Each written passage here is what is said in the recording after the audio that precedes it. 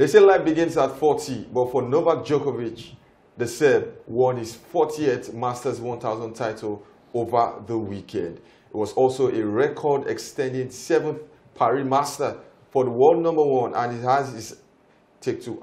he has his eyes set on the season-ending ATP Tour finals, where he looks to end the year as world #1 for the 8th time in his career. With that, I welcome you to Sports Pizza. My name is Edwin Onyebolise. I trust you've had a great week thus far. It was a weekend filled with sporting action, and I'm sure you had all of the actions. You enjoyed all of the actions, from Formula 1 to basketball, tennis, and of course, football. And talking about football, it was controversy at St. James Park. Arsenal were conquered, lost for the first time in the Premier League this season to Newcastle United. All of this and much more we'll be touching on Sports Pizza. But first, you know how we do it. We'll go on a break. When we come back, I have a new guest on set today. And yes, he is a basketball guru, but he is a man of many trades. We'll be back right after this.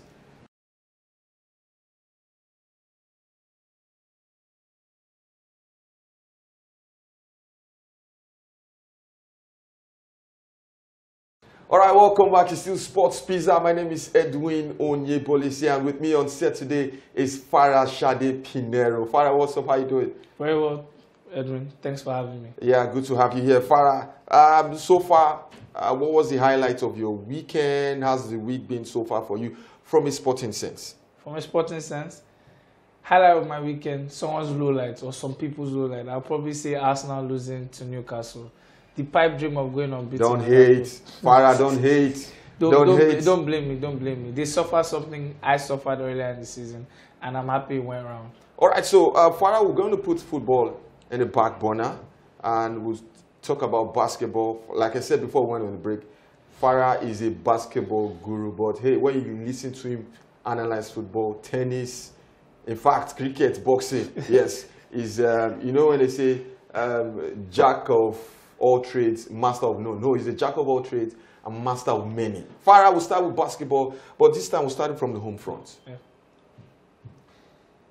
We saw the Zenith Basketball Women's Championship, MFM Women emerging as champion. Yeah.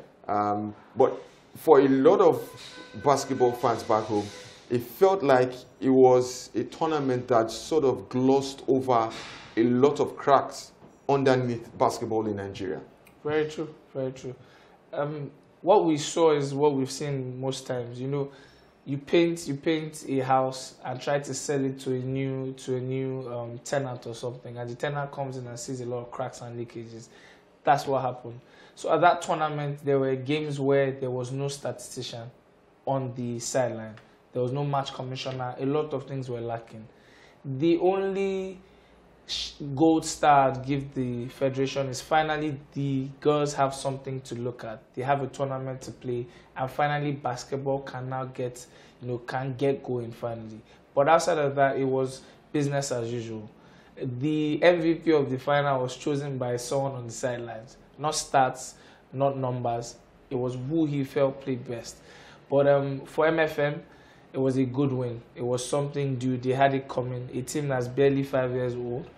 They continually improved and they got to where they needed to, get to. It was a good win for them. All right, Farah, time will not permit us to dig in extensively, talking about the problems that has engulfed basketball in Nigeria. But 2024 is around the corner. Yeah. I'm going to put you on the spot. If you had the power to change basketball, what are the first three things you would change? First thing I'm looking at is infrastructure. Our biggest problem is infrastructure. After infrastructure, I'm going to look at management from top to bottom. And I mean by management, I mean the board, MBBF, how they manage the national teams, the league sides. And third and most importantly, sponsorship. We need to get money into basketball. It's not a basketball problem alone, but that for me is the first way to get things going. We need to see sports as a business and not as something I can, gloss over. All right, away from the home front, Farah, let's go to the NBA. Yep. It is the biggest basketball league in the world. Yep. For some, they will call it championship. The winners are called world champions. champions. We know how the debate went on over a month ago. Still going on. Yeah, still going on. But Farah, let's start with the #1 draft pick, Victor Wembanyama. 7 feet, sorry. 7'3", 7'3", 7'4". Our viewers cannot fully see the size of our beautiful studio, but just give them a graphic picture of how tall Victor Wembanyama is, and if he's sitting right here with us, will his head touch the ceiling? If he doesn't touch it, his hands will touch the ceiling while sitting. He's that tall. He's ginormous, if I can use that word. The boy is I wouldn't use freak of nature. It's a work of nature. Tall limbs, long limbs, size, sheer length. That's the only way I can put it. He's so long. His wingspan is probably end to end, if I'm not exaggerating. This end to this end. That's how long that young man is. He's 19. Yeah, he's 19. There's room for improvement, but we saw a glimpse of what he could do. Yeah. Against Phoenix Suns. Yeah. 38 points. Yeah. And you know what's the marvel for me? That was his second game. It was a back-to-back against Phoenix Suns. And for those that don't watch basketball, I'm certain you know Kevin Durant. You don't have to watch it, but you know him. He made Kevin Durant look regular. Kevin Durant is probably the best scorer basketball has ever seen. And he had his best game as a rookie against KD. Marvel. All right. So far, which players have impressed you? Okay. Outside of Wembanyama, yep, big name. Steph Curry. I know he's a household name, but Steph Curry is 35, and he's about to have another MVP season. That's unheard of, unless you're LeBron James. Another name again is LeBron James. I'm calling these guys because you expect them to age slowly but gracefully. They're aging beyond gracefully. LeBron is playing 30-plus minutes as a 38-year-old, and he's the best player on the Lakers side that has Anthony Davis. Steph Curry is scoring 30-plus points. I think he's averaging 33 right now. He had 28 yesterday, so 33 right now, and he's 35. It's a marvel to see. I love those two names outside of my Wembanyama, of course. All right. Farah, before we let you go, let's do a bit of tennis. And 36-year-old, still going strong. 6 titles this year. 3 of them Grand Slam singles titles. 2 Masters 1000 titles. 1 in Cincinnati, 1 in Paris. Could end the year as world #1. The ATP Tour Finals is upon us in Italy. If he wins that, which is of course heavy favorite, yep, it will be his 8th season year ending as world #1, and that's going to be a record. Going strong at 36, how long will Novak Djokovic keep putting those surprises, pulling it on our faces? I don't know why you use surprise, because now it's clockwork. What with Djokovic is grace. He's 36 and he has mastered everyone's game and incorporated it into his game. At the start of the year, I thought it was for Alcaraz, and I thought it was his coming up party. I guess I was wrong. He's going to end this year as #1. It's inevitable. I like to do this thing where I predict, and people say you're not Nostradamus, but he's heavy favorites for a reason. He has gotten better as the year moved up. And you rarely see this. Injuries usually should be clocking in, and Father Time should be knocking on that door. It seems he shut it down and is on the other side of the wall looking at Father's side. He's great as a player. He's great as the face of tennis. I like to see him do another year or 2 at the top of it. Alcaraz will have his time. All right, so Alcaraz will have his time, but it is the time of Max Verstappen, his 17th win of a season. Right now, the question is who can stop him in 2024? Another masterful performance in Sao Paulo. Lando Norris finished 2nd. And my man, yes, the Spaniard, the greatest of all time, in my opinion, Fernando Alonso finishing third for the Aston Martin. All right, we'll have to go on a quick break. When we come back, we'll switch focus to football. And my other man is waiting in the wings, Boluwaji Jegede, and we're going to talk football. There's NPFL, and of course, the game at St. James's Park. Newcastle 1, Arsenal 0. We'll be right back.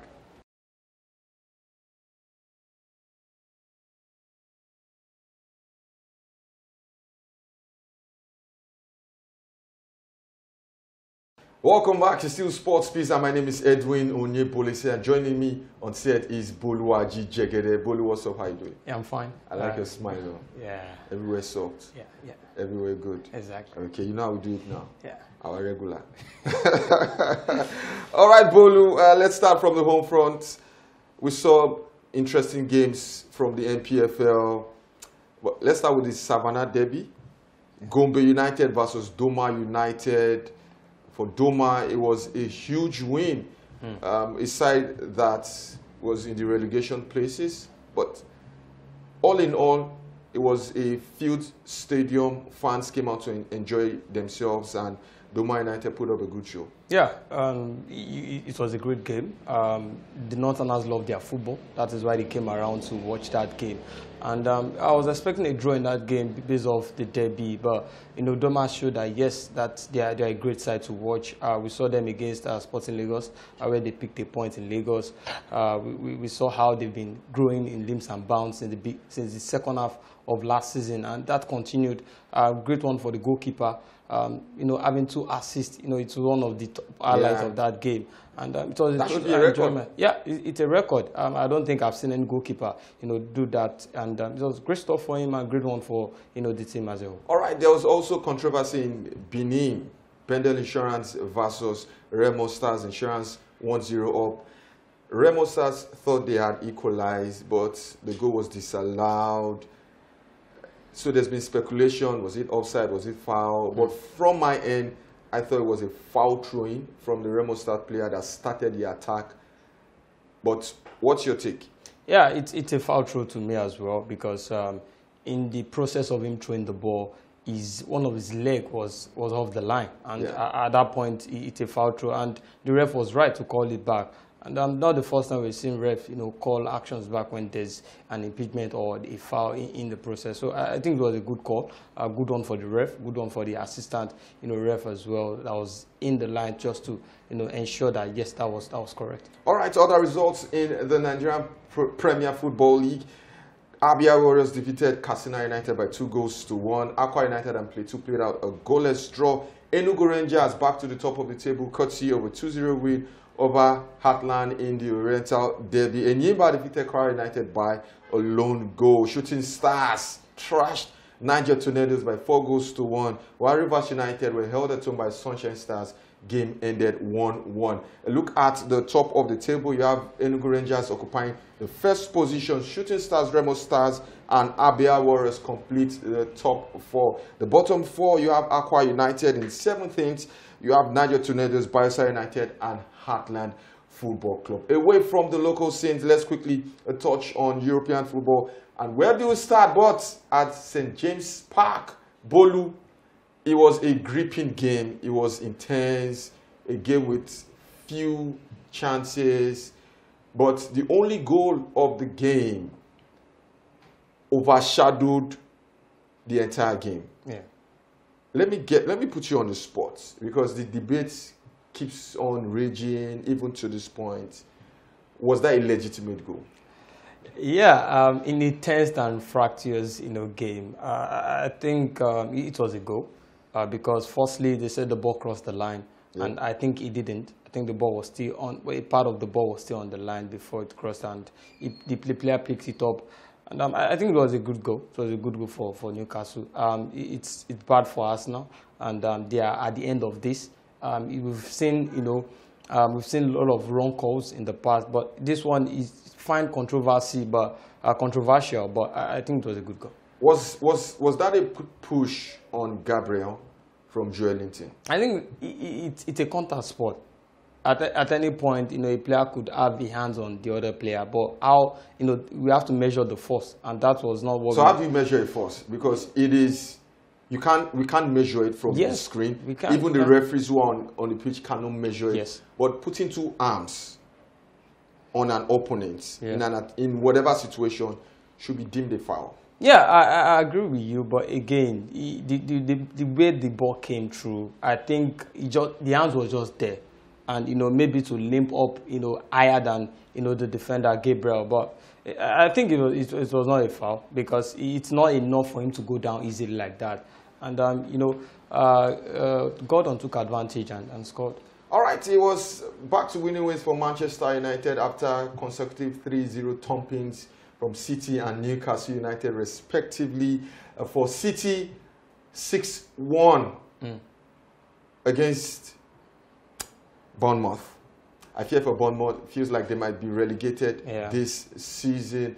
Away from the English Premier League, in the Bundesliga, it was the Klassiker, Dortmund versus Bayern Munich. At this point, I'm going to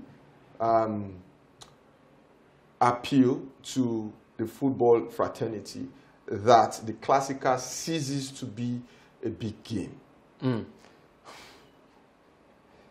Pummelin, Harry Kane hat-trick, 15 goals in 10 games for Bayern Munich. This is arguably the easiest fixture for Bayern Munich. Yeah, Dortmund made it look like that because before this game we're expecting Dortmund, even though they've not been convincing in time past, we expected a fight, we expected that spirited performances. But they didn't show up on the day, and Bayern, tutored by an Harry Kane in front, it made it an easy game, and great one for him. Scored an hat-trick, and that's the way for him to go. That's just the best way. Keep on winning, keep on scoring the goals. Hopefully, in the end, he wins his first league title. All right, let's do the Spanish La Liga, and defending champions Barcelona secured a late win courtesy of Arao's header at the Anoeta against Real Sociedad. It wasn't a great game from Barcelona, but hey, a win is a win. Yes, a win is always a win.